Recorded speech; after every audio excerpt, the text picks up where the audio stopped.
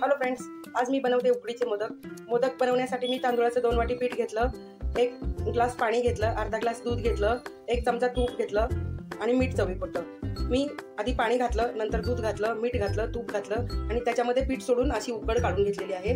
आता आपण या उकडीपासून मोदक बनवूया। उकड थोडीशी आपण शिजवून घेऊया, तोपर्यंत मी सारण तयार करून घेते। मोदकाचं सारण बनवण्यासाठी मी नारळ फोडून घेतला, त्याचे तुकडे केले। आता आपण हे दळून घेऊया।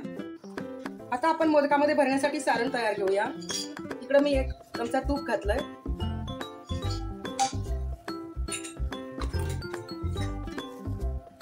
अर्धी वाटी नारळाचा चव आहे, म्हणजे नारळाची अर्धी वाटी, मोठा नारळ होता, नारळाची अर्धी वाटी मी नारळाचा चव घेतलेला आहे। गुळ आणि नारळाचं याचे म्हणून सारण असं म्हणजे 4 वाट्या तरी सारण तयार होईल, कारण छोट्या 2 वाट्या किस आहे आणि 1.5 वाटी गुळ घेतला आहे। आता आपण लगेचच गुळ घालूया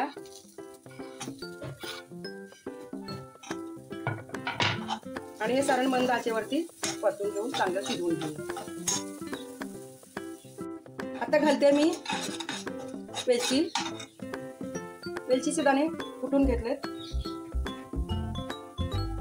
आता बघा इकडे 1 छोटी वाटी भरून मी क्रश केलेला काजू आणि बदाम घेतलाय, तो घालूया आणि 1-2 मिनिटं परतवून घेऊया, आपलं सारण तयार होईल।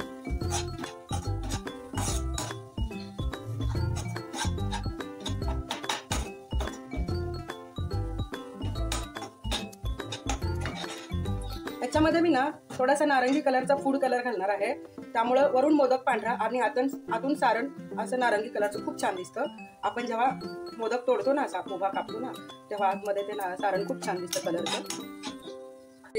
हे बघा, पिठाची मी अशी पारी करून घेतलेली आहे, जेवढी पातळ करता येईल तेवढी करून घ्या। आता आपण याला चिमटे काढूया, म्हणजे कळ्या तयार होतील। तेलाचा हात लावूया,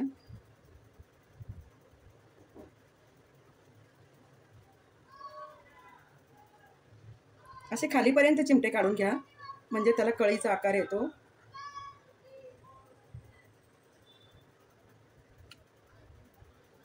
पारी तांदूळाचं पीठ चिकट असतं ना, त्यामुळे ते हाताला चिकटतं, त्यामुळं तेल लावून छानशा कळ्या पाडून घ्या।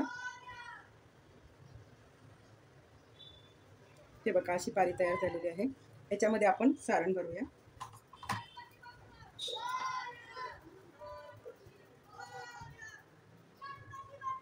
आता हळूहळू आपण बंद करूया। असा मोदक हातावरती गोल गोल फिरवत बंद करून घ्या।